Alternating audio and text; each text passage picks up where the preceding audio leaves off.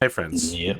We usually have episodes that are shorter than normal. This one's going to be a lot shorter than normal. We might get like an hour and 15 minutes in here. What episode is this, you might ask? It's Battletech, Blades of Honor. The first season, the 6th episode. We're still in 3045, just for a little bit longer. And before we get started, I have to say that I have an announcement. I may have another Battletech show soon. It will meet once a month, and it will not be on my channel. And that is as much as I can currently say. It won't be on your channel, Oh, Arthur. The last thing I can say is the person who asked me to run it said he wanted a Oath of Endosteel / Blades of Honor style game. Oh. Did he seek permission from Rad for the Blades of Honor like IP? Yeah, that's trademarked, boy. Whoever you are out there. I don't know why you think Rad has the trademark on I that. demand restitution. Didn't Rad ask for this game originally? Rad asked for a game, and I came up with the fucking idea. I recall because I was like, in 3 hours, I was like, all right, I've gone from Rad wants to do Oath of Endosteel to here is the next 5 years for Blades of Honor. I have it fully planned out. I'm ready to go. I got a crew together, Rad. A plan which you wouldn't have had the conversation that started with Rad saying, "Hey, will okay, you do well, you know what? If we go chicken, we go chicken to egg, if you want to, bake a pie from scratch, we have to create the universe. All right, so let's think the Big Bang Theory for Blades of Honor. I want to go back to that. Has he at least asked permission from Jordan Weissman? Maybe. I have no idea. Jordan Weissman. Who do you usually ask permission from to play your Battletech games, James? What's the flowchart for that? I feel like James might actually ask Jordan Weissman, though, is the thing. He's like, yeah, I've got him on speed dial. I met him at a convention a couple years ago. I did meet him. I didn't have no idea when I met him at a convention. He's like, there I was at the booth. He's like, "Oh, do you play Battletech?" I'm like, "Yeah, I've been playing since since MechWarrior 2. I really love the game." It's, "Oh, thanks, I wrote it." Like, "Oh, Jordan, yeah." Arthur, you said it was going to be a show, so even if it's not on your channel, presumably your community will be able to enjoy this new show that's may true. Or may not be in development. I've opened a discussion group on Discord. I was going to say, accidentally, are you running apparently. the show? I will be running the show. I will not be the host, but I will be the game master for it. Arthur just doesn't have enough Battletech in his life.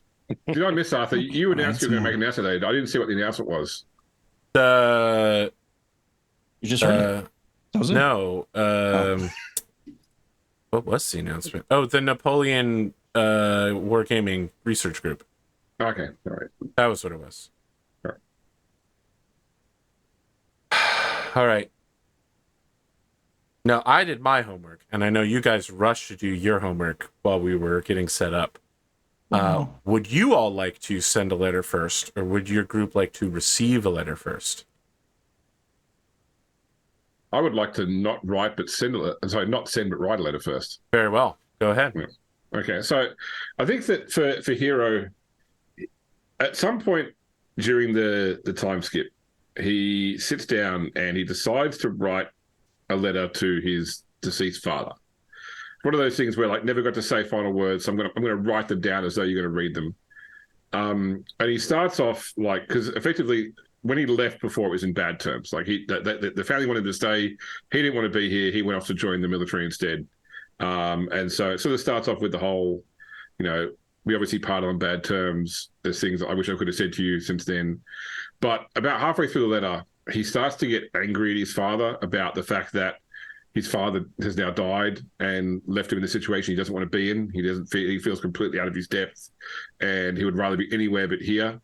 And he ends up not coming to like any sort of internal reconciliation. Instead, he starts off trying to get away from being angry for his father in the past to ending up angry at his father in the end, and even like to the point of, projecting towards his mother, like in terms of like as though she was also injured by her father's actions as such, so he doesn't sort of blame her at all.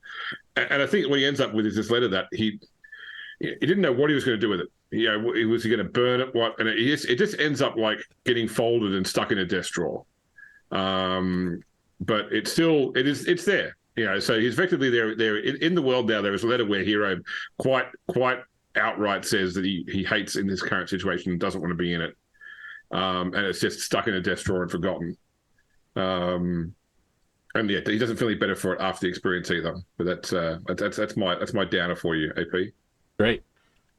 Since you have gone first, I will send you your letter first. Would you like me to read it, or would you like to read it privately and make a decision on whether you want to speak out loud? I'm happy for you to read it because I well. trust my players, other players, to not to metagame, and I trust the audience to not metagame.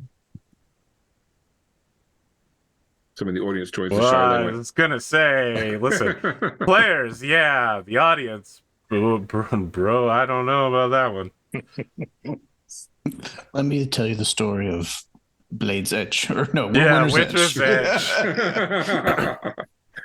I mean, just to be clear, I used to sometimes have discussion groups where I talk to people about future plots, and then people in those groups would completely spoil the players. So I stopped doing that. Well, they can't spoil us because if you read it out loud, we'll all already know it. Correct. The letter says, Hiro, I will be leading a small discussion group of junior officers of our rank and standing at the festival dance. Your attendance is requested and looked forward to. Kindly, Lady Red Hime. Okay. Is it? Oh, sorry. Do you want to finish the letter stuff before we do reactions to letters, or what? We will fully do all the letters before we do reactions to the letters, I think. Unless your reaction to the letter is to send a letter. No, I don't think so. I think I need to do a lot more research first. Sure. What did you say it was? It was a discussion group about junior ranked officers. Yeah. Junior officers. Lieutenants. Or lieutenants, depending where you're from in the world. Yes, but it's lieutenants because you're in the Draconis Combine. I thought they have like weird names, like that hasn't technically happened yet. It will happen in a few years. They'll be like, you know what? Rather than saying things in English, what if we just made everything Japanese?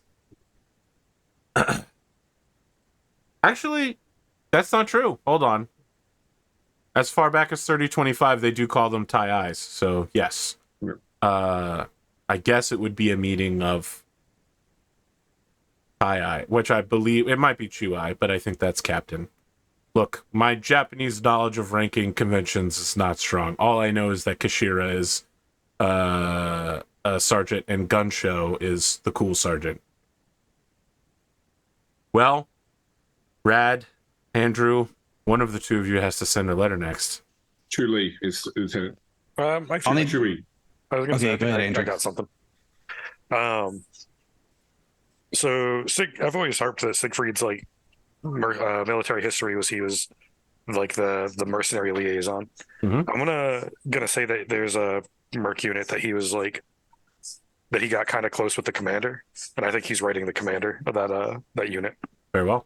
And I think he's just addressed it to what is the typical commander called, like a colonel, Captain or commander. Captain or commander. I mean, it's very tough for mercenary units to get bigger than a company sized, which would be a captain. But I think he's going to write and then just address it to that's just going to be addressed to Captain. Okay.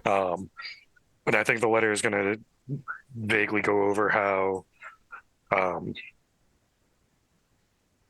he always mentioned through like whatever their philosophical discussions they would get into that Siegfried needed to open himself up more and allow himself to make friends and find comrades, and then informing him that that Siegfried has essentially like a found family where he's made friends and comrades, and feels like he has people that can kind of watch his back on the battlefield again, and just express the gratitude towards this guy for like kind of instilling that hope in him, and just saying that if he finds himself in need of work in the DCMS again, that I'll put in a good word for him.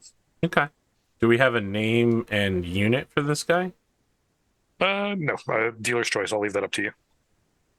If you want to name this guy and have a random mercenary unit show up begging for work, that is the most Napoleonic era shit that I could include in this game. I thought you were going to have him show up against us. Well, that would be so much funnier. Be like, haha, It would be beat so up your cruel, imaginary though. friend. Hey, listen, if there's one thing I know about mercenary units on this border, it's that you'll probably fight him and then end up hiring him. Right. like Barrett. Turns out he's your half brother. Yeah.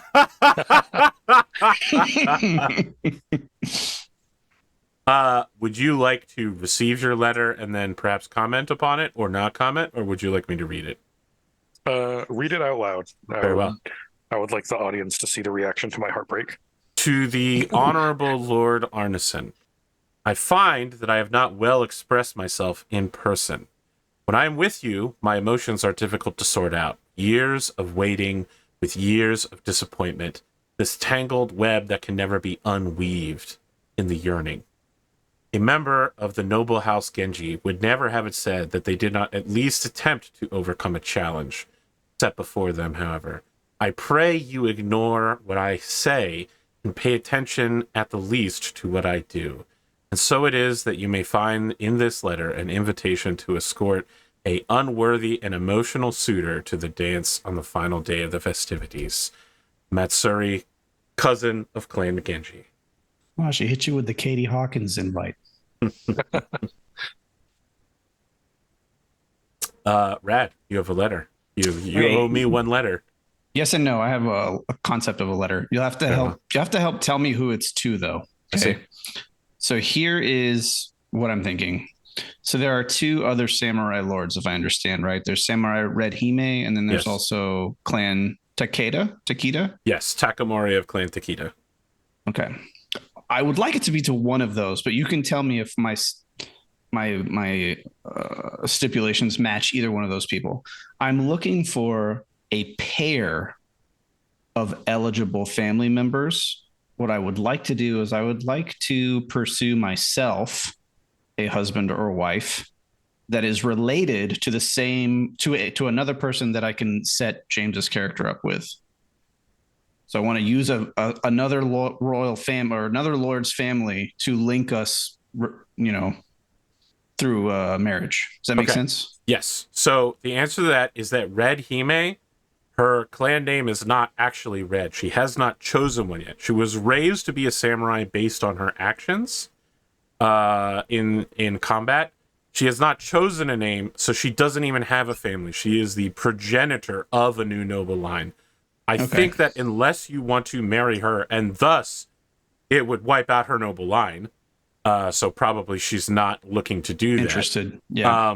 The Takeda clan, Lord Takamori almost certainly has quite a very wide net of low-ranking noble relatives, like either a pair of siblings or first cousins, something like that, right? Oh, cousins for sure. I don't know siblings, about preferably. Yeah, but extended family for acceptable. Clan Takeda is quite Twins, wide. They're in probably fact. the biggest noble family by far.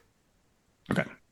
And I'm also I'm glad that's your answer, because I see that they also rule over the industrial zone. Correct. And one of my end of year goals is to increase the shipping and receiving part of the business that my family, I feel like, has kind of let fall by the wayside.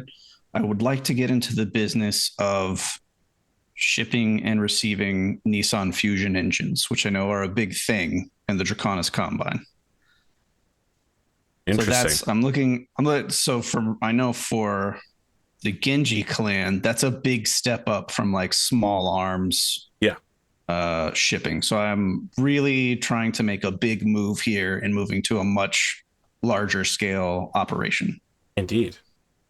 And if I had the industrial might of the Takeda clan, then that would bode well, I feel like. I mean, so this, just to be clear to the folks at home, these fusion engines aren't like civilian rated. Right. These are military grade.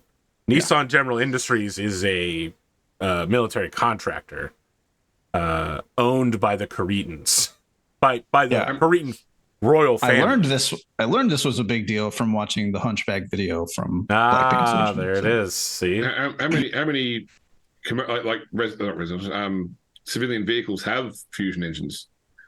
There are like hover vehicles and stuff, like the Giovanti hover car line and such. Okay, because I know like a lot of like civilian mechs use ice engines still. So Yes, yeah. I mean, look, rich people cars are going to use whatever rich people want. So I have 3 sentences. I'll read you the 3 opening sentences of Sure. my letter to give you a feel for what the body of the letter would contain. All right. So it'd start off, Lord Takamori. I hope this letter finds you in good health and prosperous circumstances. As the year comes to a close, I find myself reflecting on on my goals and accomplishments. And while I find that much fills me with gratitude and pride, those positive reflections bring into sharp contrast that which I lack. And then she goes on to basically say, do you have anybody eligible that you can set me up with? And if she's definitely the type to have done her research. So if she knows of these 2 siblings or whatever that's in that family, she will try to put in stuff in the letter to angle toward, right, to give, not to say I want this person, but to narrow down the search parameters to this is a good candidate, the type of candidate she's looking for. Does that make sense? She wants to subtly paint an arrow over the head of the person she's interested in. Interesting. And you can pick the person. I don't care who it is or what their circumstances are, but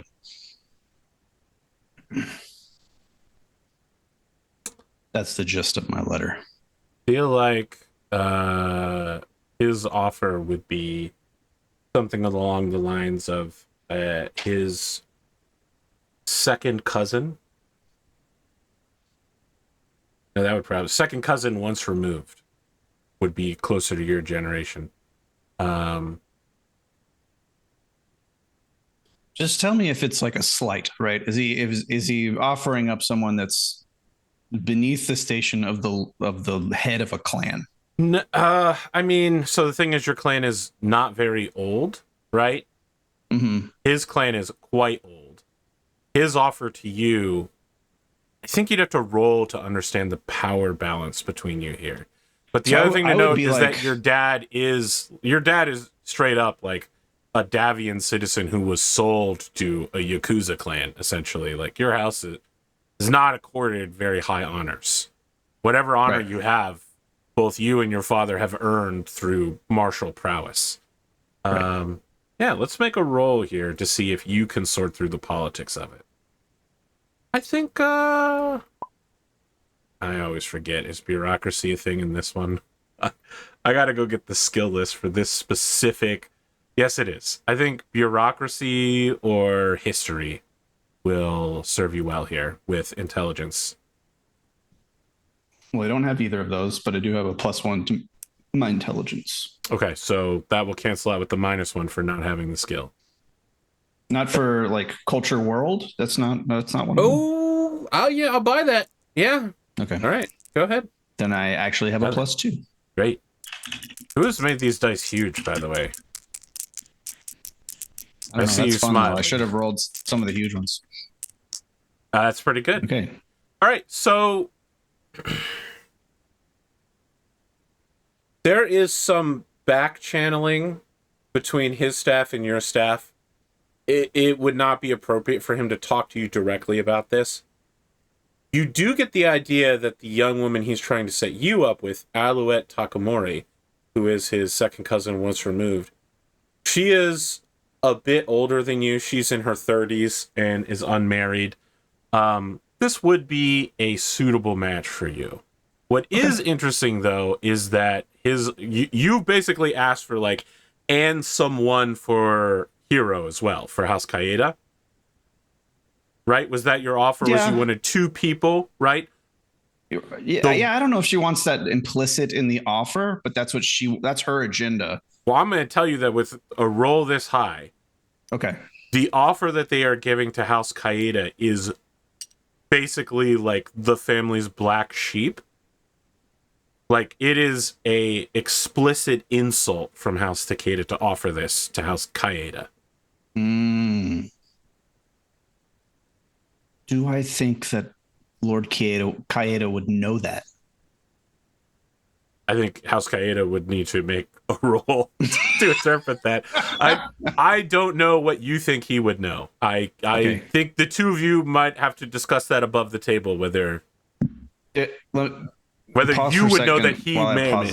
Of course. Let me talk to this child 1 second. Yep. What are the 3 words, Rad, for when you have to talk in the background of a scene? Rhubarb came like melon. Ah, there we go. All right. So is my roll high enough to know why they would want to slight him? Okay.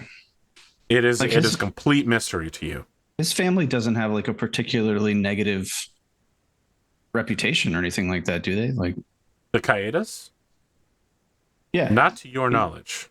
I think the house has lain fallow for quite some time, though. Like sure.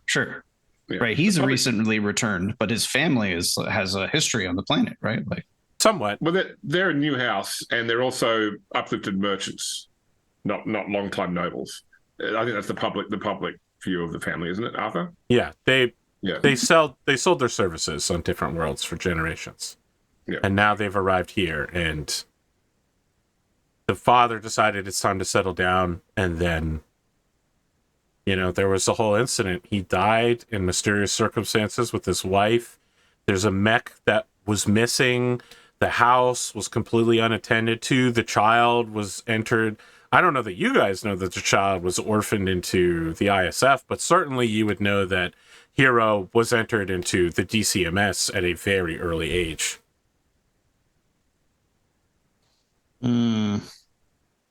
It's child soldiers in the Draconis Combine. It's okay everywhere in Battletech. I'm gonna be flatly real with you. What's the line from Lord of War? The AK-47's a weapon. Even so simple, even a child would use it. In fact, they do all over the world. Man, Nicolas Cage's truly best film, followed by a bunch of really bad ones. It really was, I think, his best movie. I don't know if you know this, but Face Off definitely happened before Lord of War. I don't know the exact years.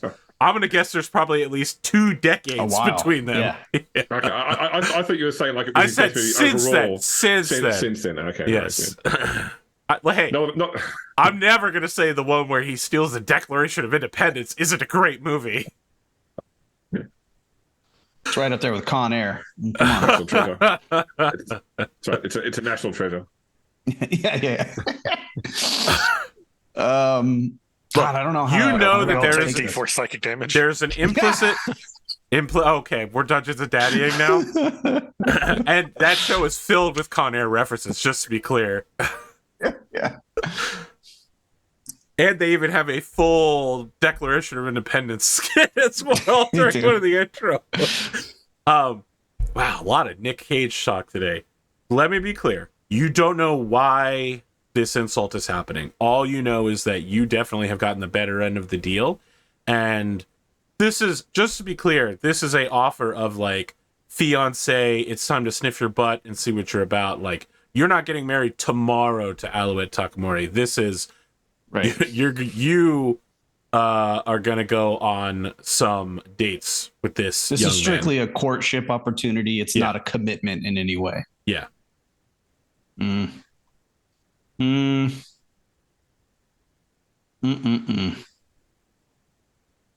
don't know. I mean, that part is not unusual, though, right? Like, when you're talking about this level of nobility, if you were to get married quickly, that would be throwing flags up for everybody. Right. I'm just I'm not big on doing my boy Hiro dirty like that. Well, just to be clear, his engagement is not contingent upon your own. Or vice versa, right? Correct. Like, okay. Yeah. You were just like, hey, do you have 2 people that we could get married to? And he was like, as a matter of fact, I do. Okay. All right, then I'm going to speak to Hiro before committing him to this, obviously. Okay. But yeah, I guess that's where I'm at. Very well. Let me get you your letter before we go to that. Would you, again, like me to send it privately to you to perhaps read yourself, or would you like it to hear from me? I would like you to read it out loud in a French accent. Miss Akari, I will be in attendance at the dance, and since it is my duty to keep an eye on your activities, we may as well go as each other's escorts and dispense entirely with the pleasantries en pretense. Catch you later, Civilian Guidance Corps Detective Sergeant Hiro Hitogoro. He's French forever now. No, he's not. He's Scottish. He's American. Needs more hon. You know, guys, I didn't have time to practice it being French. I just indulged Rad on the spot. He did. Give me a little credit. credit. I'm here. grateful. That letter would have been a lot funnier if I went with my first letter idea. Yeah.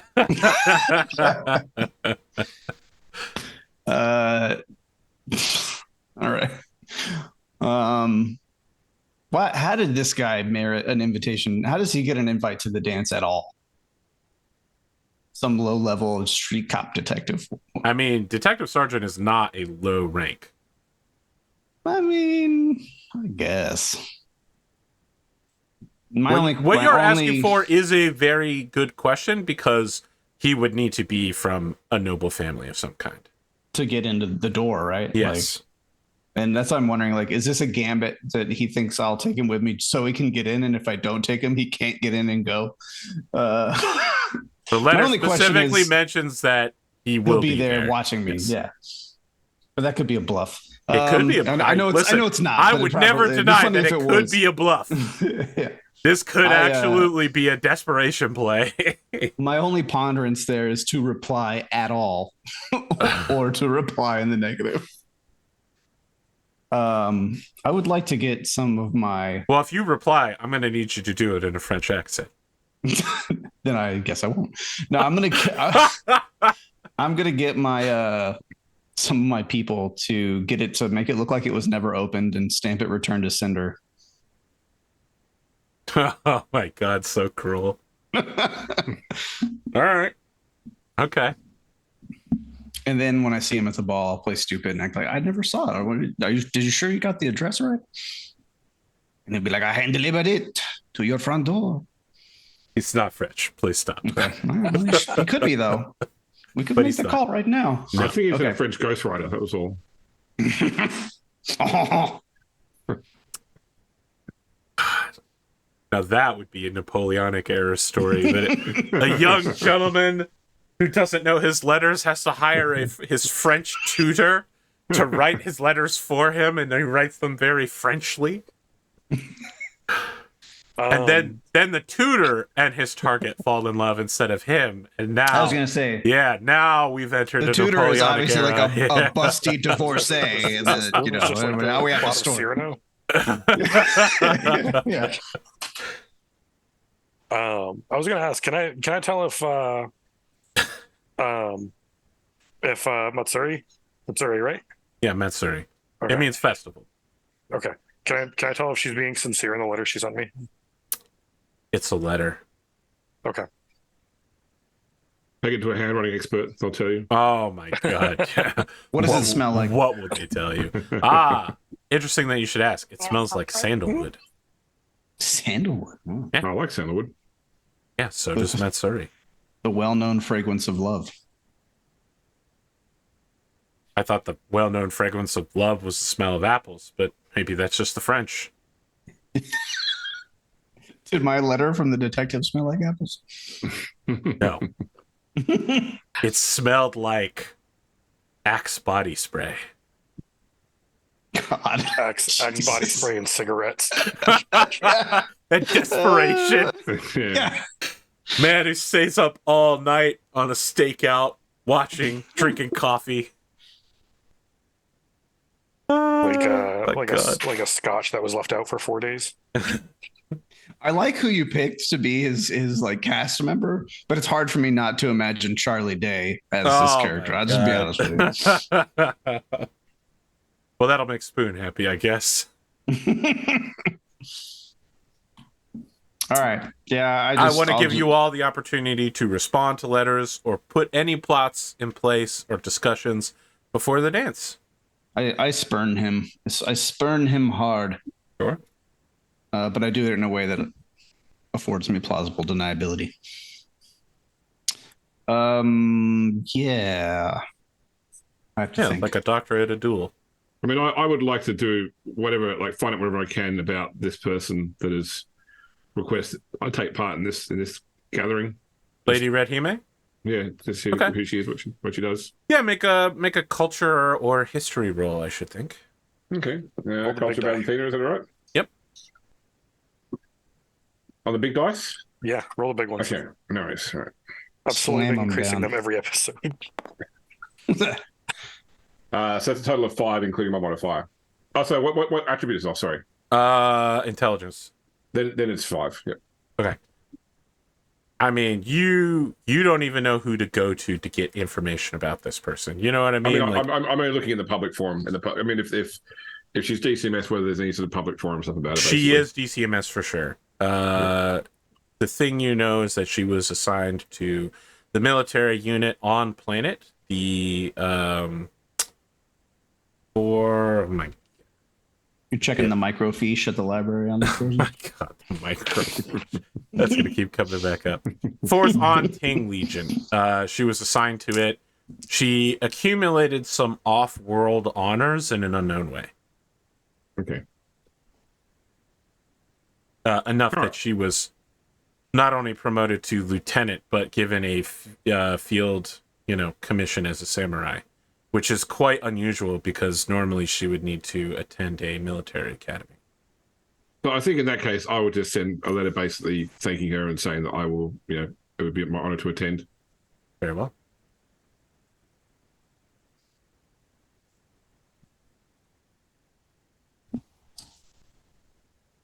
I think Siegfried writes like a very short letter back to Matsuri. Just trying to say that he hopes he can be that he can't apologize enough for the distance and lack of communication and at the start of their relationship, and that he hopes he can become a man worthy and deserving of her.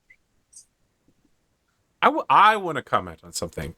Last episode, Rad was going nuts because he succeeded on events and roles with both you and me to convince our characters that they should date each other, and then we immediately did the opposite thing. But Opposite of what he said.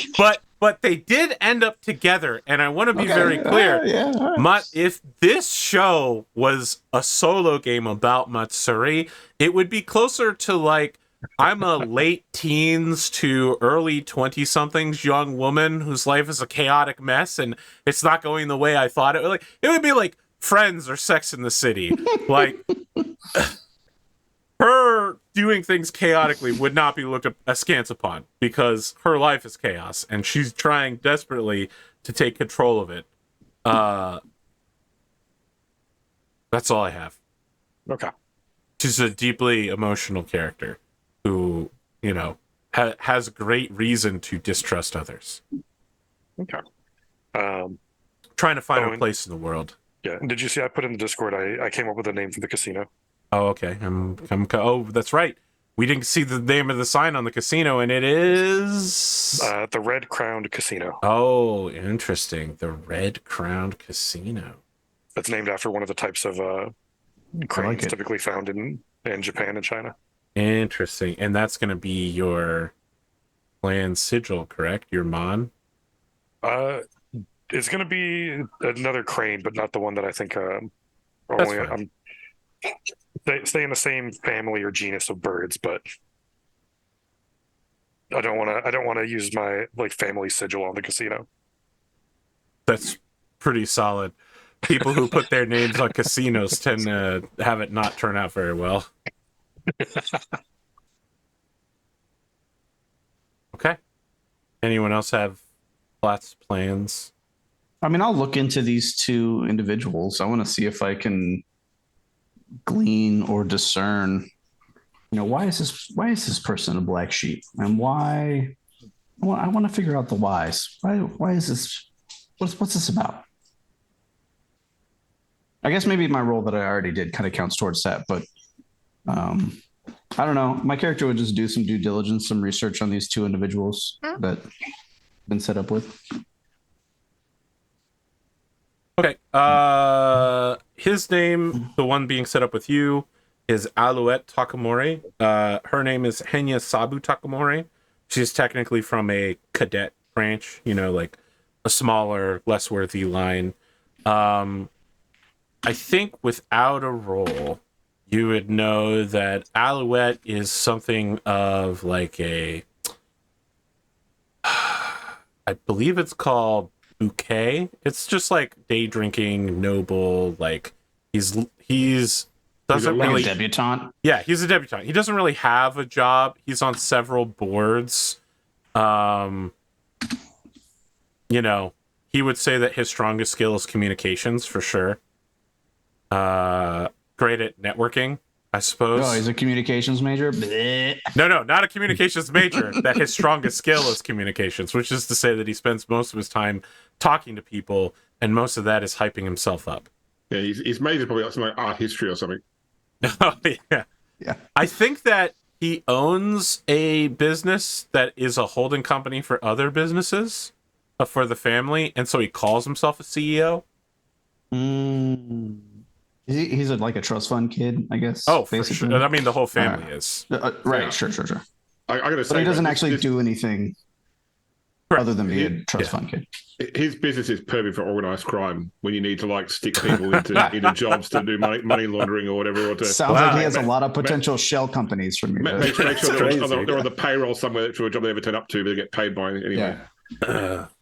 Like a empty strip mall full of lawyers' offices. Yeah, that's right. And he's absentee enough to let me do basically whatever I want. Lawn mowing agencies. Yeah. Car wash. Parking lots. Laundromat. Yeah. And I think we're just going through lists of common money laundering schemes at this point. Except for they're not money laundering until I get a hold of them. Yeah, until you get a hold of them. Yeah. Money They're laundering. legitimate businesses right now. All right, I just gotta make sure he's not a dipshit, I guess. I think that what you learn about Henya Sabu Takamori is that she is kind of progressive and outspokenly left-wing. Although this is the Draconis Combine, so, it's not like down with society, we should be libertarian or something like that. She's just center right instead of being far right. It's more like I support the Conray, so like the coordinator's son. I think that we should end the wars and talk about peace across all nations. What if we renewed the Star League sort of deal, like dreams and such things that are impossible, but an ideologue, and thus someone who isn't considered to be very intelligent or politically savvy. Does she openly speak out or disagree with the coordinator in any way? Like, what does it mean to be pro the coordinator's son? I mean, so that's the thing, is that the two of them are not aligned together. So Theodore Kyeda is essentially the most left-wing politician in all of Battletech history. And his father is essentially one of the most right-wing coordinators in Battletech history. I definitely get the impression that this person would not mesh well with Hiro, who is pretty... as I said, it was offered as an insult directly. A purposeful slight. All right. And I think you'd probably pick up that it's a double trap, because to turn this down would also be considered an insult to Clan Takeda without proper... Sorry. Am I reversing their names again? It's Clan Takeda. I've been calling them Takamori. It's Takeda. His name is Takamori. It would be a slight without a explanation to not turn this marriage down. Like, from his point of view, from their family's point of view,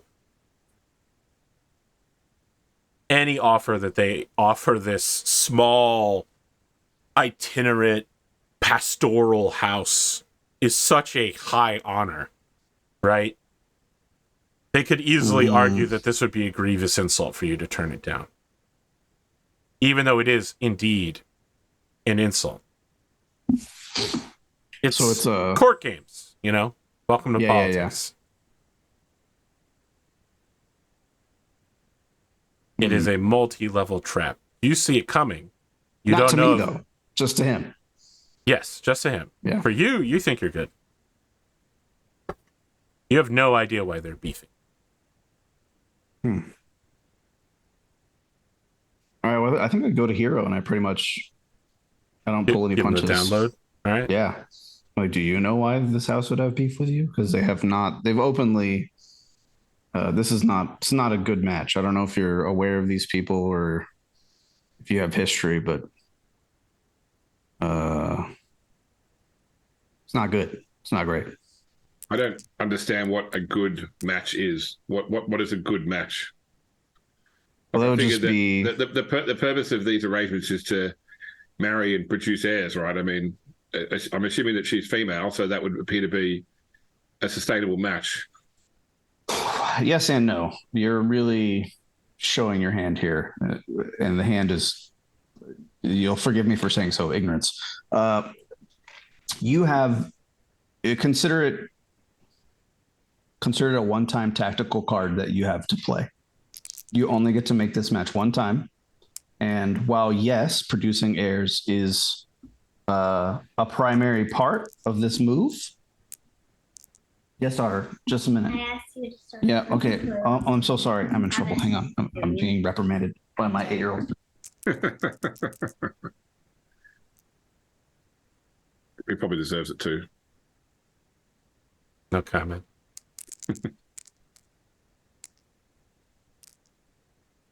I'm messaging my wife asking if she'll make me a sandwich. All right. Yeah, I have to step away. I'll be right back. I feel like Give me that. 60 seconds.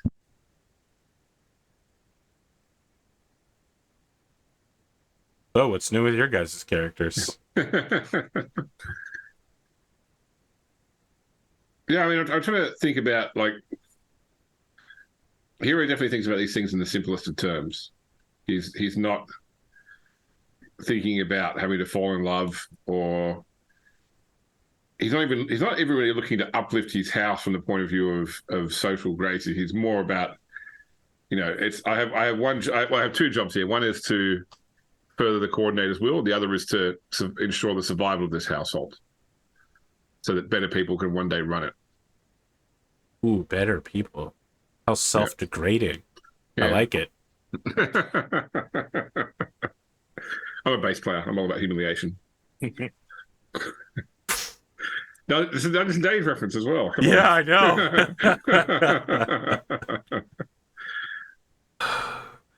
I don't know what Siegfried would be doing with all this time. Like, I think really he's just overseeing the construction of the casino, overseeing the construction of his house, and then like any free time he has is either spending with Matsuri or he's taking care of the horses.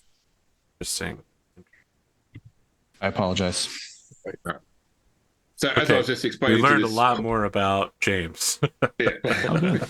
As I was explaining to this hooded figure in the corner here a moment ago, I really have two things that I have two goals here. One is to further the will of the coordinator, and the other is to ensure that the survival of my household, so that one day better people can run it.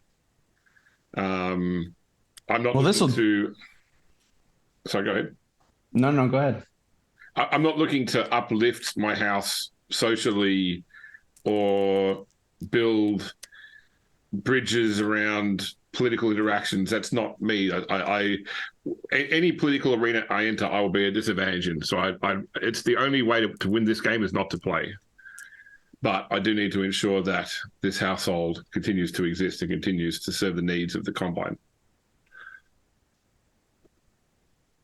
Well, then I would posit to you that this only accomplishes one of your two goals then. Because if you're trying to ensure that your house can continue to serve in a meaningful way, then the prosperity and advancement of your house should be and is important to you. Because you can't accomplish that goal if you allow your house to fade into obscurity. I gather that political power and influence is not something you're interested in. and you don't think that's part of your directive. But if you fail to maintain a workable level of it, your house is not going to be of any service. So, and you as an individual, you've obviously proven your service, and your record speaks for itself. But if the coordinator put you here home for a reason to propagate and continue your house, certainly the expectation would be that you advance its prosperity and its causes so that you can be as of much service as possible. I mean, wouldn't that stand to reason? When you say it, it sounds like yes. I don't have the counter argument, nor am I trying to argue with you either, Akari. I understand. I'm just trying to work around a situation I was never trained for. I can tell, Hiro, that your heart is not in this part of your service to the coordinator. This is not where you feel your place is. This is an alien world to you. Would that be? I mean, am I accurate when I say that? I mean, yes. Like, insofar as I have never thought about the family I want or the mark I plan to leave, other than the service that I do. So, but I know I need to do these things. Okay. And I also think, correct me if I'm wrong here, because once again, these social graces are a bit beyond me. But from the point of view of honor, I think I would at least need to meet with this woman prior to providing a reason for saying no, if I was to say no. Yes. Yeah, I would agree. I think at this point, a courtship pretty much has to be pursued. I think, as I kind of explained, I think this is a little bit of a double-edged sword. It's a two-pronged attack on your family honor, so to speak. They've offered you a person who's well below your station as the lord of a clan, but they've also offered it in such basically, Clan Takamori has a superiority complex in this matter. They believe that anyone they offer to you you should consider a huge boon, despite the fact that they've offered you the black sheep of their family.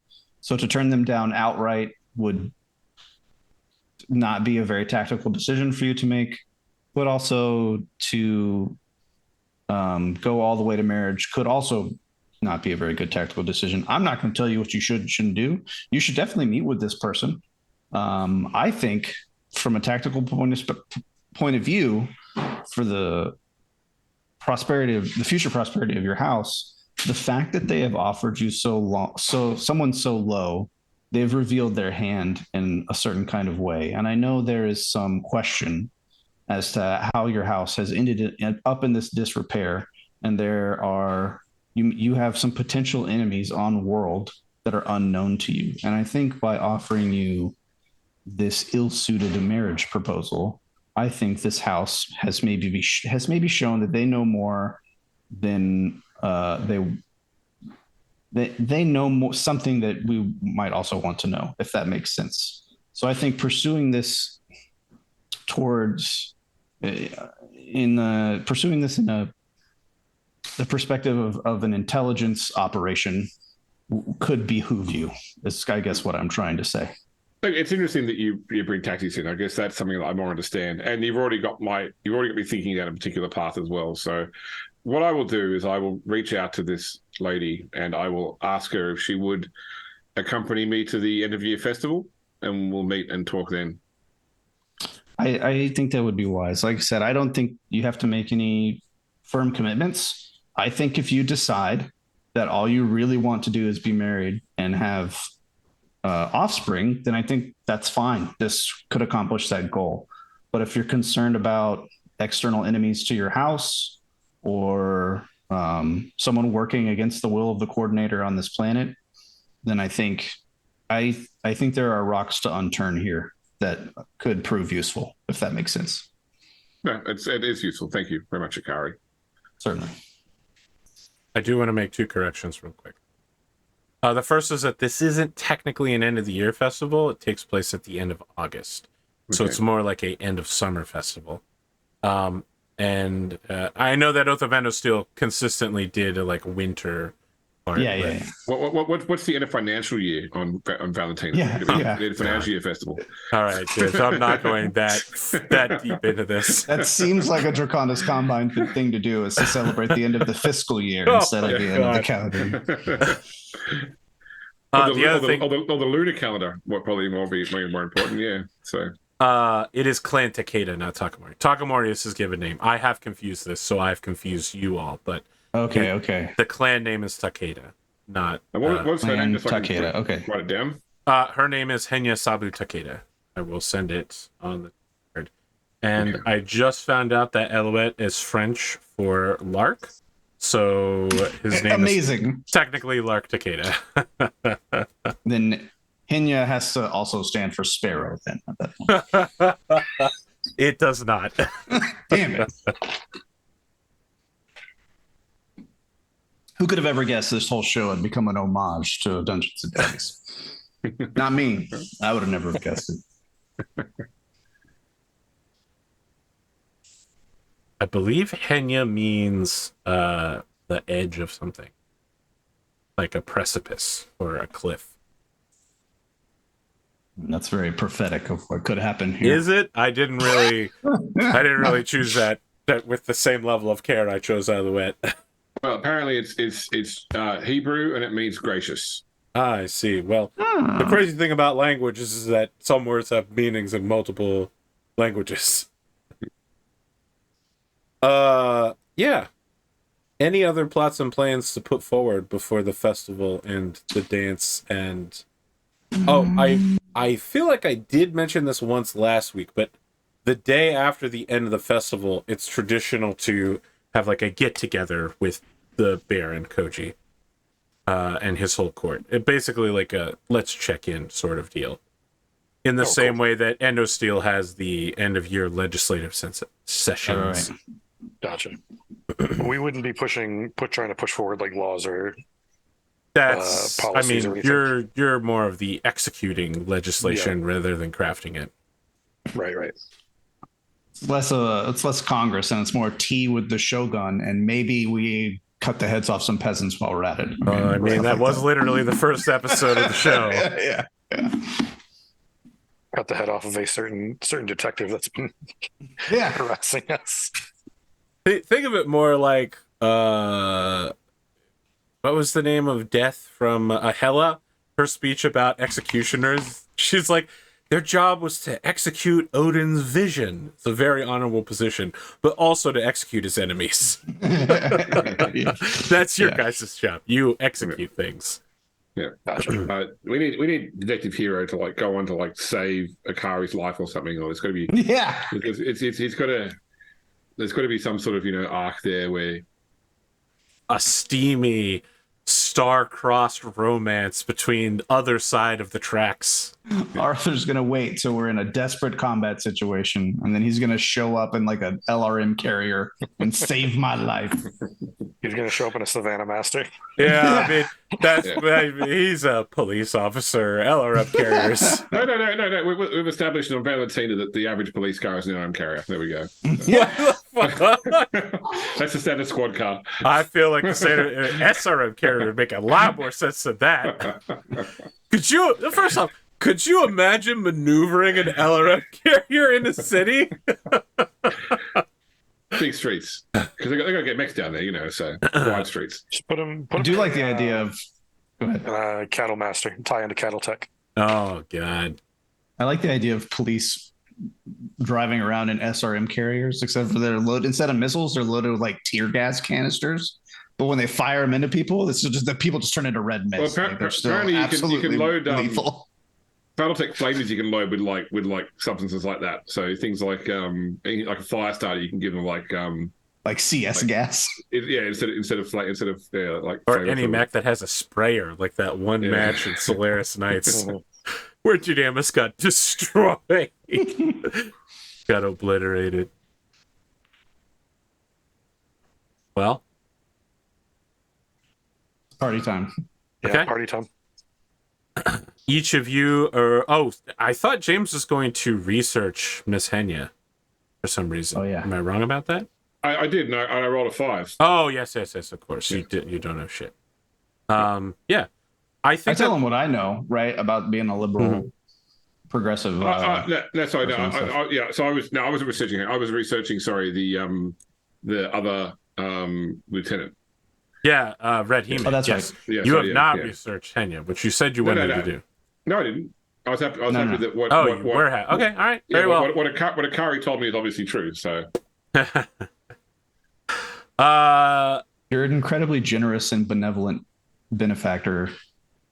The Lord of House Genji continues to give you fantastic advice and lead you by the hand into all things prosperity. Akari, you meet with Alouette, who offers to take your hand and give it a bow over the hand. What's he look like? Is he an Uggo or is he? I want to imagine. Who's playing this man? So I think we've all seen Fifth Element here. Of course. All right, Zerg, right? With the shaved sides and the hold on. I'm not describing Zerg specifically, but you know that his hairstyle is like shaved and then like a weird like maybe like a comb over thing on the top. You know, it's futuristic and science. Yeah. Yeah. All right. So his hair is like that. All right. His hair is like that. He is a very plain looking Japanese man. I think that what gives away his age a little bit is that he's got some crow's feet and some wrinkles by his eyes. He has dressed very sharply in a Davionic style for this.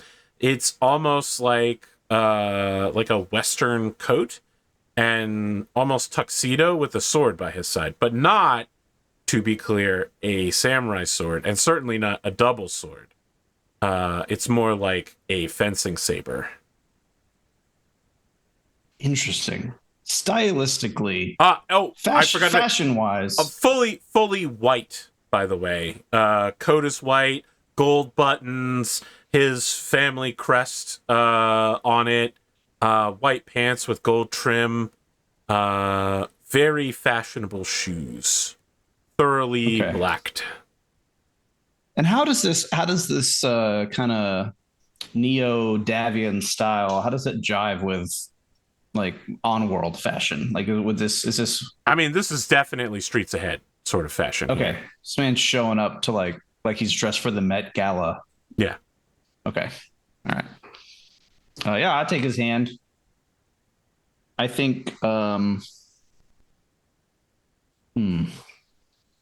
have not put any thought into what my party attire would be.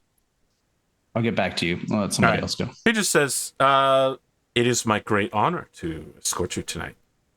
My grandfather has told me that you are an extremely honorable individual. Well skilled in the art of the blade. Perhaps we might have a match sometime. What does this guy have a title? He's not Lord, is he? I mean, he's a cousin, Sir? Second cousin once removed of a lord. Okay. All right. You know, he is, I believe they would call it in Commonwealth countries, he's of the blood, and that's about it. Yeah, you know, it's my pleasure to be in your company this evening, and I take his hand. And I go, I'm sure we can arrange something for a friendly, I don't know, what is fencing called? A match? About. Yes. Yeah.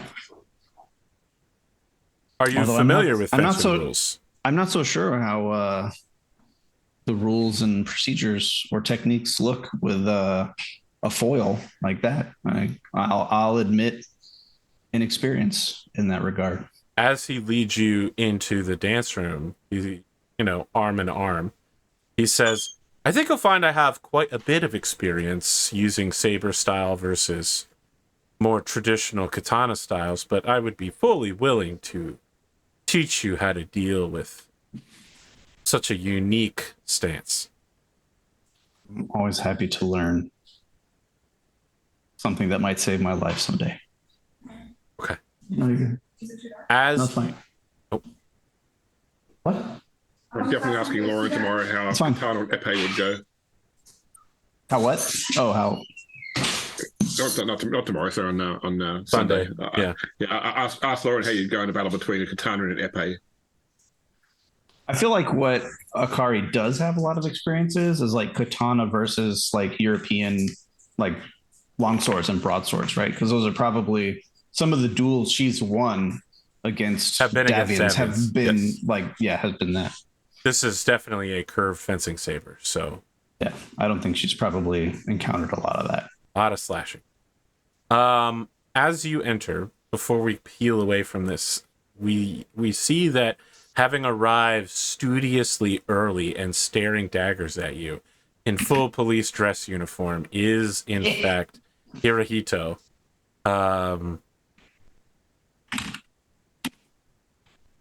He does not have a partner here, and he is standing alone from the rest of the crowd by the punch bowl.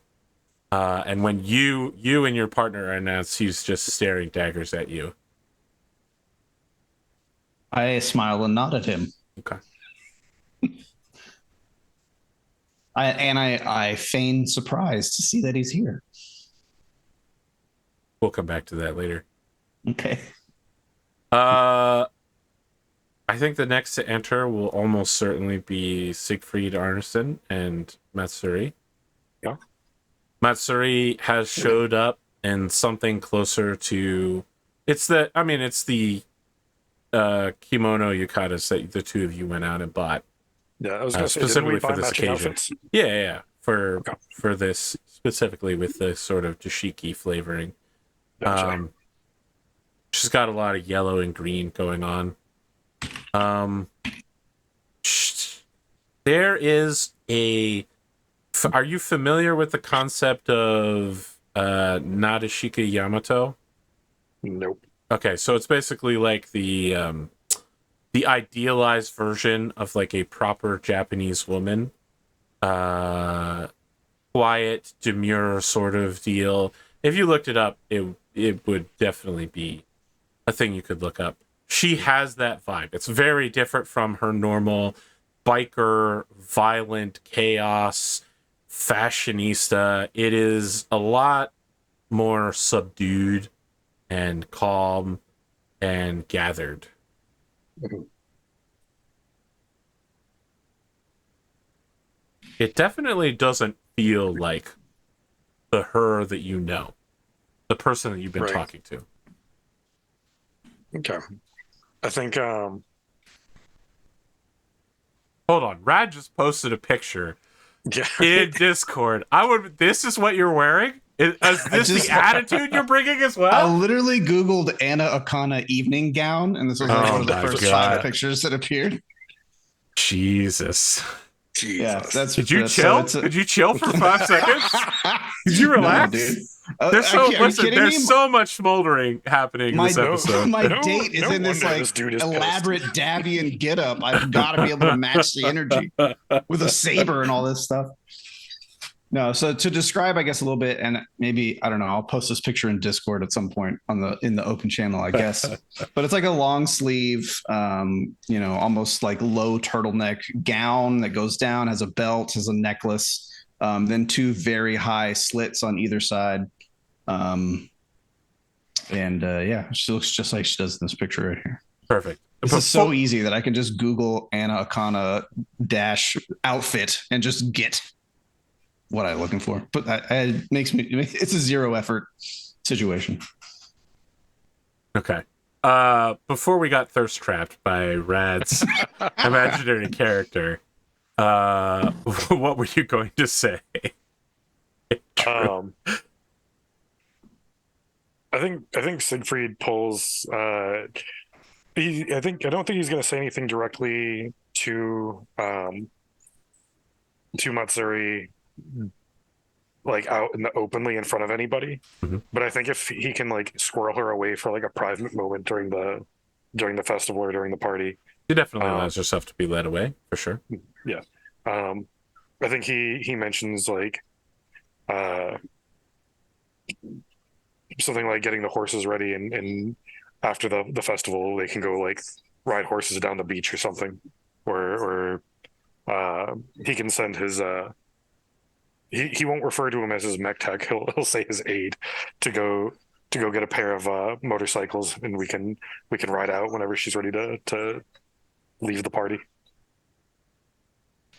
Sorry, wait, did you ride here on horses? I'm confused. No. I'm saying like we can leave and go get the horses. I was gonna say you definitely should arrive on them as well, but that should be what I would do. Some Old Town Road shit right here. Maybe we arrive in like a horse-drawn carriage. Oh, there we go. Now Classy. And then we have a couple of horses at the beach that are back at the estate that are like well rested that we can saddle up and run off on. I think there's been like a time jump, right? Like, has Mitsuri gone like big into the horse thing? Because didn't we roll that she quite liked it? Listen. Yeah, you tried to force her into being a horse girl, and that didn't happen. We didn't quite get that high, but it was close. Stop trying to make it happen. It's not going to happen. We got close. It was close. She did really like the horse that he gave her, though. I think what she will say is something she'll incline her head slightly and say, "Of course, my lord. I'd love to go riding with you after this dance." But oh boy, shall we not concentrate on the here and now? Sure. She's trying so hard. Yeah. I'll take her hint. Listen, you literally talked her into a life of domesticity and noble marriage. And now that she's doing it, you're like, oh boy. Ooh, I'm a judger. Nah, I gotta spend some quality time with her here soon. Okay. I do think like as soon the earliest we can skip out on the party without it being kind of like a faux pas or like without it being seen as like inappropriate, I'm gonna call my mech tech to go get like a trailer and a couple of motorcycles and come pick us up. It's like the Super Bowl. You gotta wait until at least halftime, and then all the CEOs disappear. Right. Until then, we schmooze and dance, and you know. Also, like the Super Bowl, once it becomes clear that one side is completely kicking the other's ass, everybody leaves. Lord Kyeda. Yep. You find yourself meeting for the very first time Henya Sabu Takeda. She is wearing a men's suit jacket and a purple vest, and she has no clan affiliation markers. She does have a single earring with the symbol of the Star League in it, and smithed from silver. All right. She's got like a short little she actually has a very similar haircut to Lark. So like head shaved, short like side thing going on here, and a kind of like there's an attitude about her face. So I think the jacket and the vest and then nothing from the waist down, just nude. Yeah, just like Rod Stapler. Yeah, she's Winnie Poohing it so hard. And she's played by Gwendolyn Christie, so she's 6'7". Oh my god.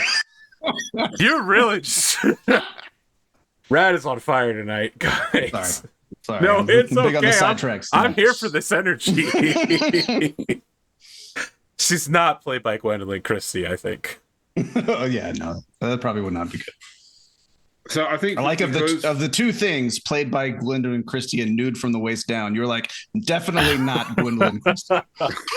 I believe I said she showed up in a men's suit, not showed up in a men's suit jacket. You said suit jacket. She did. You said say suit jacket. Okay, I meant an entire men's suit. Yeah.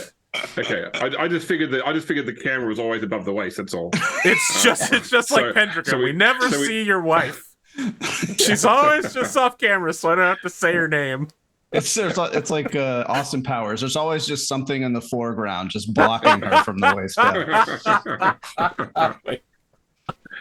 I think because Hiro's been invited to this gathering of this talk as well, just to really work in well with her liberal sensibilities, he's wearing full dress uniform. So, and I think as well that probably for anybody that does know, like the dress uniform of the Cretans, that Hiro has a relatively sparse medal bar for someone of his rank and time in the DCMS. Like, usually you'd have like a certain number of campaign ribbons, and there's just very few campaign ribbons, probably because most of what he did campaign wise wasn't. There were no medals. There were no medals for these things. Basically, It's all been redacted. Yeah, it's all been redacted. That's it. But he's not the sort that like goes and replace it with like training ribbons instead. He doesn't put like his marksmanship pin on that sort of stuff. You do, however, have a ribbon indicating that you have graduated from a major military academy, right? Yeah. Which means you also have both of your swords on. Yeah. Okay. Well, that is very impressive. Do we ever decide which university that was? Well, he went to Luthien. So okay, so probably Sunzang or something like that. Yeah. Lady Sabuta Kyeda, I bow. You bow. She holds out a hand to shake, and she says, "Just Henya is fine, my lord." We should definitely take time to talk later on, but for now, I prefer it if we just enjoy the festival. Of course. Is this your first time? First time, yes. I've been away from Whittington since I was from Valentina since I was a child. She says, "Whittington, a spy." Check Hughes. Shall I show you all of the typical sites then?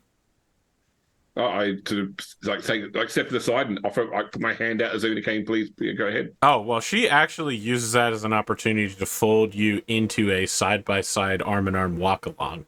Okay. It's so awkward the way she gets in there and does it, though.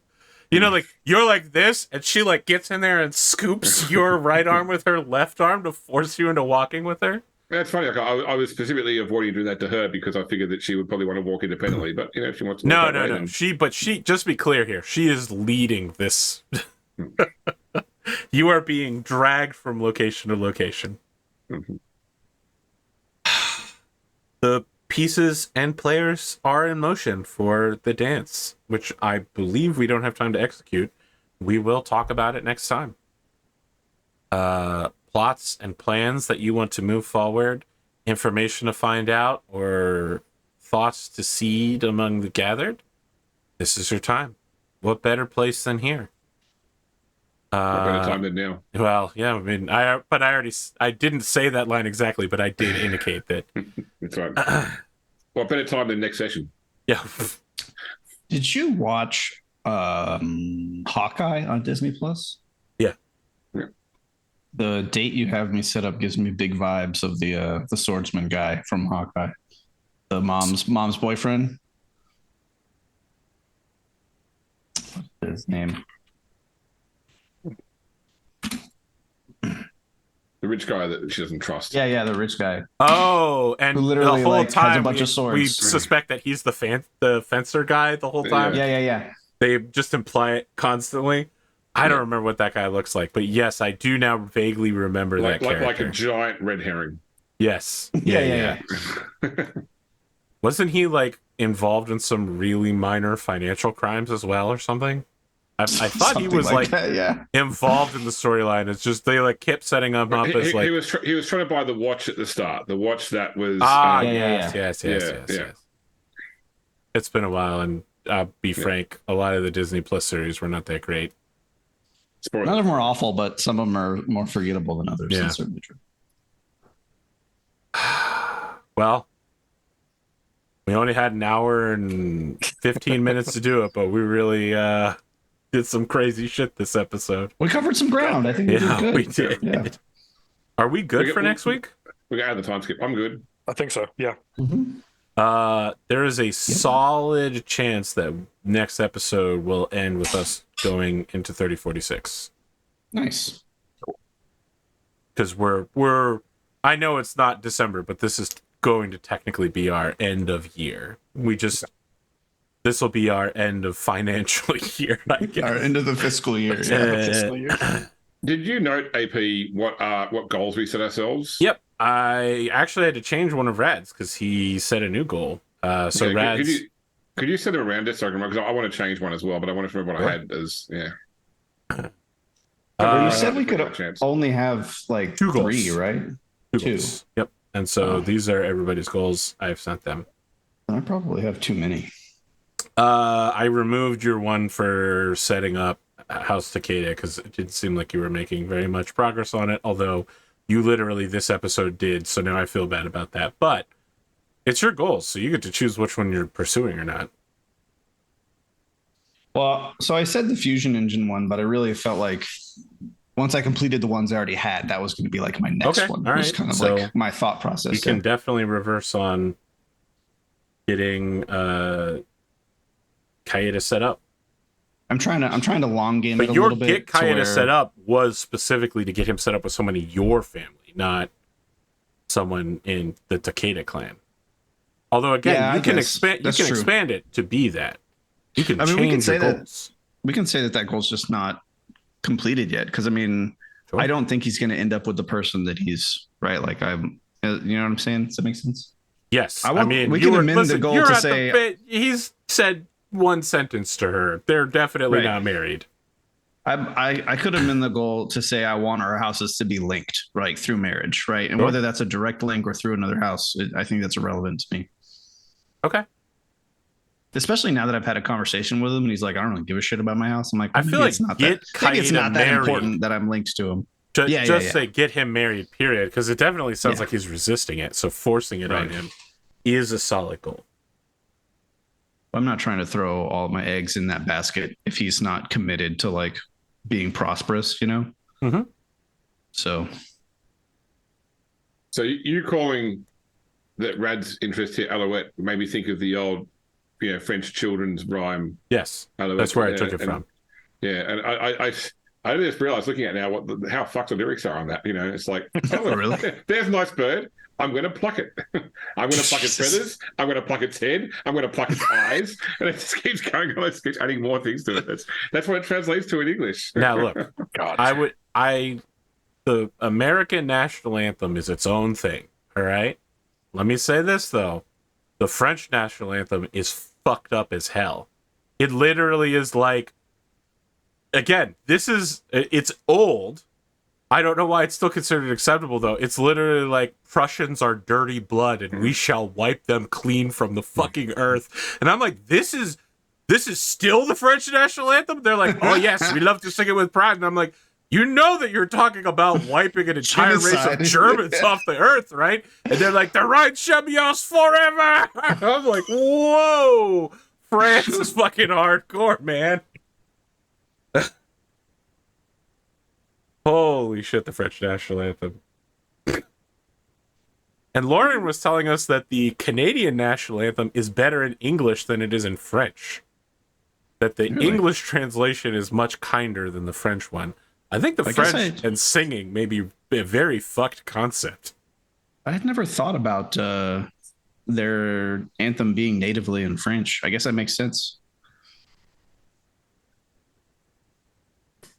Just one of my filthy, spoiled American proclivities is to just assume everyone else's anthem is in English. I remember when I was a kid, they used to bring out like on the Amiga 500 video games around the Olympics. And every time Australia won a medal, it would play Waltzing Matilda instead of the Australian national anthem. Waltzing Matilda.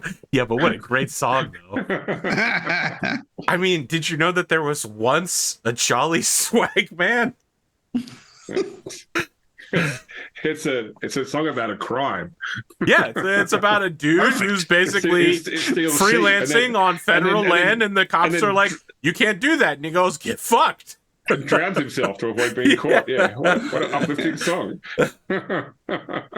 Like listening to a Lady Gaga song, and someone's like, the lyrics are that she's lost at a party and drunk and can't find her way home and doesn't have her keys. And I'm like, is that what that song's about?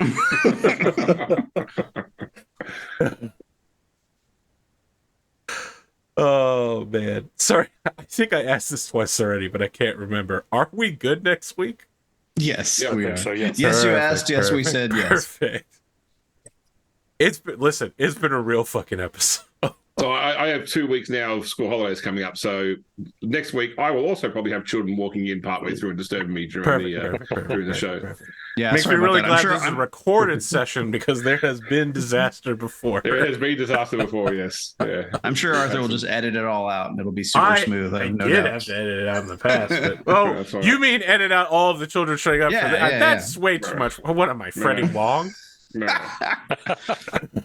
Yes, my children have necessitated Arthur having full frontal child nudity from his Yeah. We didn't need to speak of it. Okay. Yeah.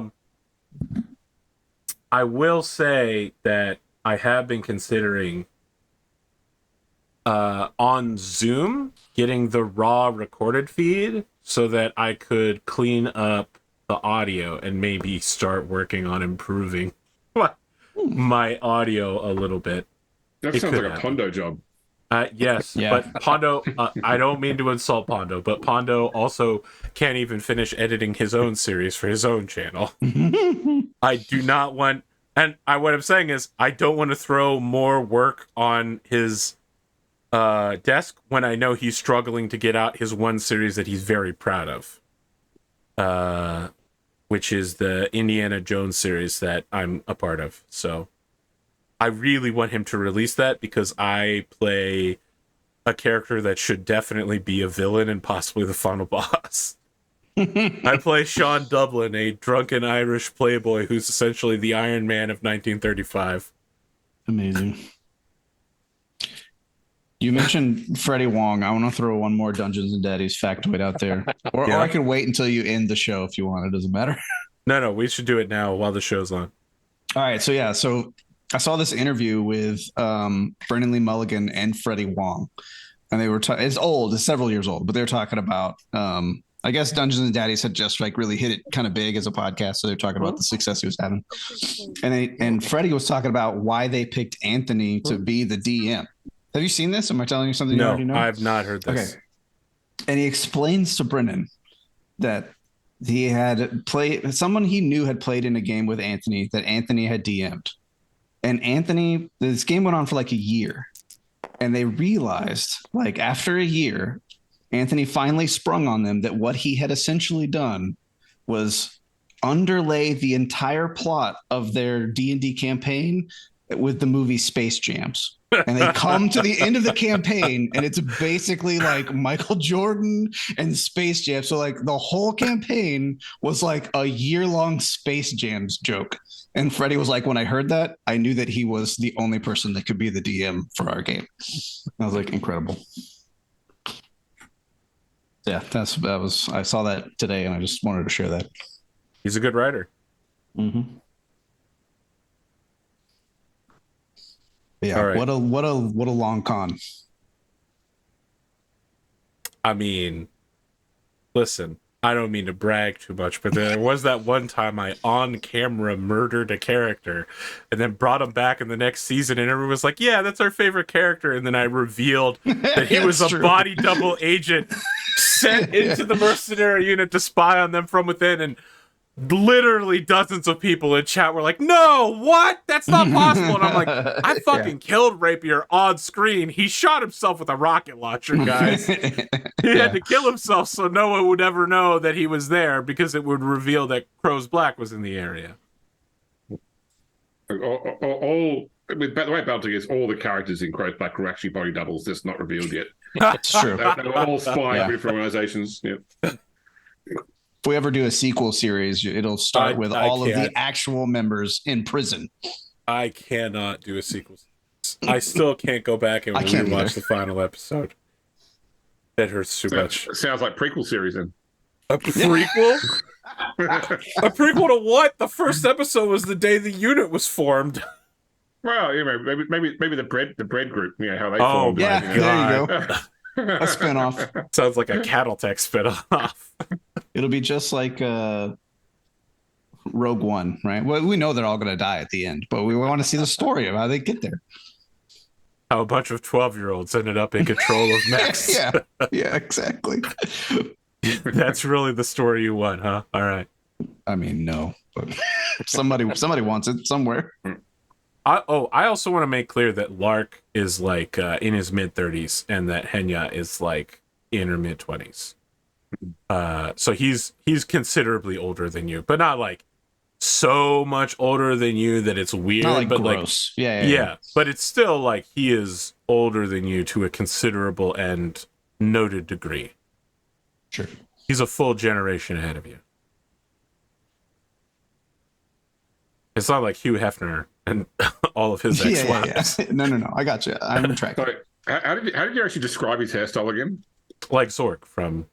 I believe his name was Emmanuel Baptiste Zorg, but again, I'm really reaching here. I do not remember his name that well, but Zorg from Fifth Element. I feel like I'm not gaslighting myself when I say that he had like Jean-Baptiste Emmanuel Zorg. So he's got the shaved sides, and then he's got the he's got a sci-fi. By Gary Oldman, of course. Yeah. Does he have the little soul patch in the center of his? Oh God, no! Please, no.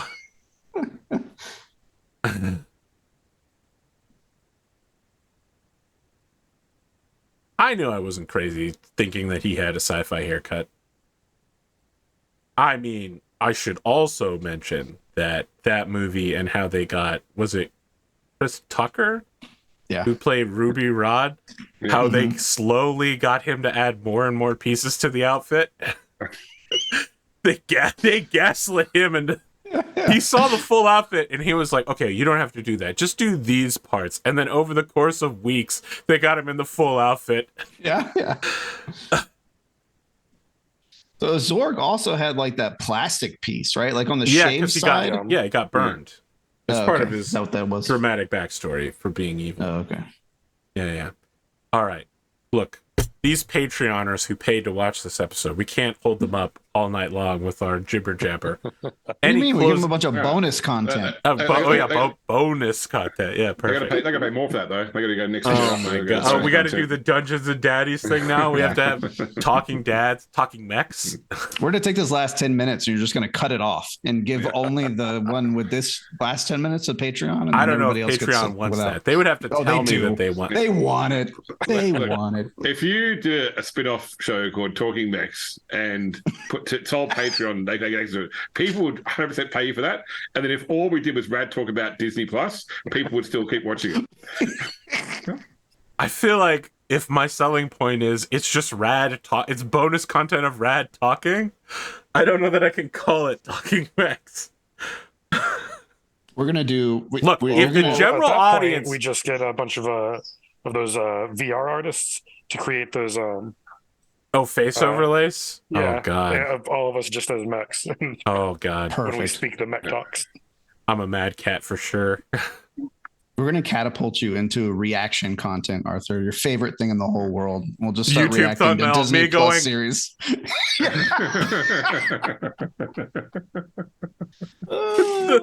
Just thumbnails like that. That's perfect. Yeah. There won't be a video. It'll just be 10 seconds of that thumbnail, and that's it. It'll be a whole playlist of it. I have a list of YouTube apology truisms that I've been preparing for the day where I have to do a YouTube apology. I'm sorry this offended you. Yeah. No, I'm sorry you were offended. Oh, I'm sorry you were offended. Yeah, that's good. That's a good one. Look, it will be shooting yourself in the foot, but if the general public tells me that if we stopped making this bonus content public and made it Patreon specific, and that if we did that, you would pay to see it, I would do that. So what I'm saying is, general public, I need you to tell me that you will shoot yourself in the foot. Tell us you'll pay for what we're giving you for free, and then we'll do it. First That's a great way. Get first access to that sweet Blades of Honor merch. Oh my God, I haven't done merch in like 8 years. Blades of Honor merch. What would we even do? What would Stickers, we even man. You got to get into the sticker business. Oh, the sticker game. Yeah, I see. The sticker game is what's that. Branded katanas? You haven't gotten to the Freddy Wong katana rant, which is truly epic. It's so good. I'll be honest, I didn't like it at first, but one of my favorite parts of Dungeons and Daddy has become Freddie Wong's laugh in the background. That is just his constant cackle at everything that's happened. He said that he's like, man, it's really overplaying. robotic. Yeah. Oh yeah.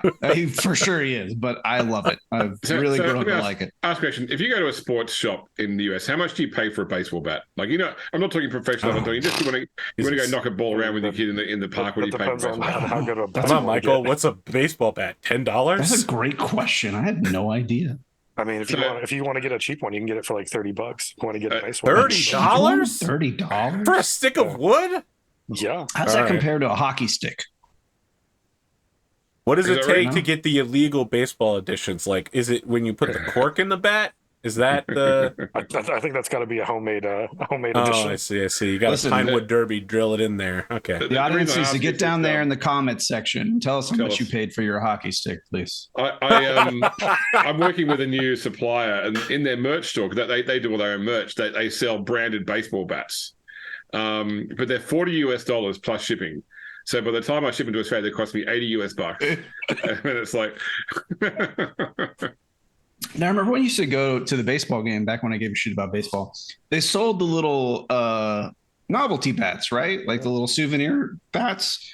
You could do. Yeah, I mean, you obviously have a huge baseball fan base, Arthur. I think that'd be a really good financial move for you. So Lawson, we were just talking about novelty Lawson. baseball bats.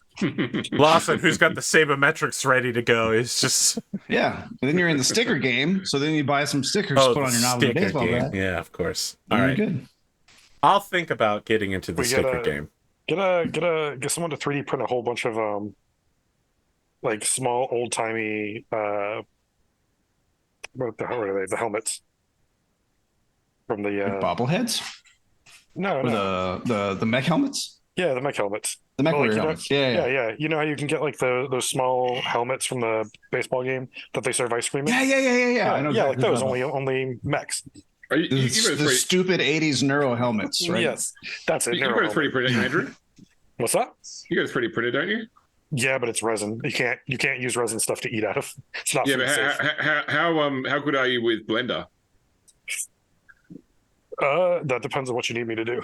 Okay, this is my challenge to you: is to go and get like an STL for a generic pop vinyl, and then make it an AP pop vinyl and print us an AP pop vinyl. You know.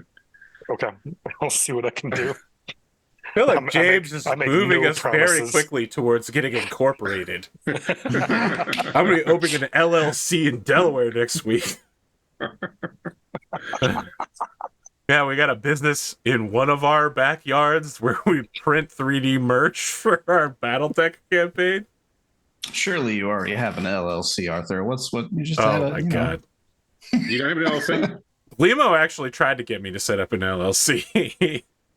I have. So here it's called a P2 Ltd, but I have 3 of them.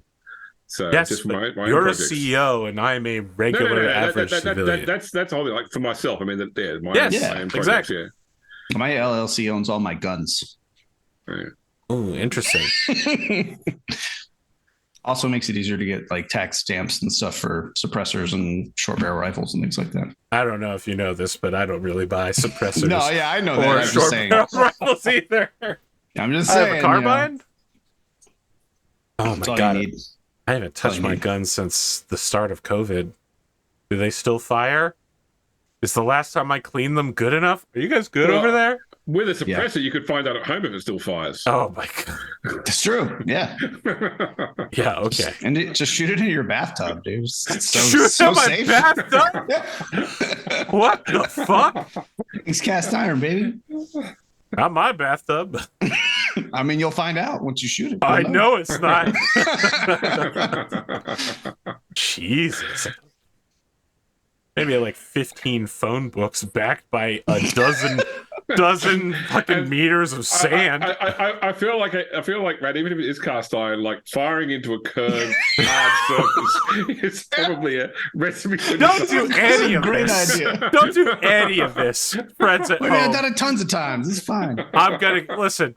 This whole video is now so fucked on YouTube. I have to include the firearms safety tag. You can cut it out. You can cut it out. I'm going to cut it out now because I'm going to Leave it stop the video. We'll see you guys next week. Patreon, thanks for what you do. Maybe we can make things harder for you by removing all of the bonus content in the future. Yeah. If everybody has to pay for the bonus content, imagine how many stickers Arthur could commission me to draw. Okay, come on. There we go. Now I understand. I didn't realize I was being hustled. I'm usually so good at sensing that.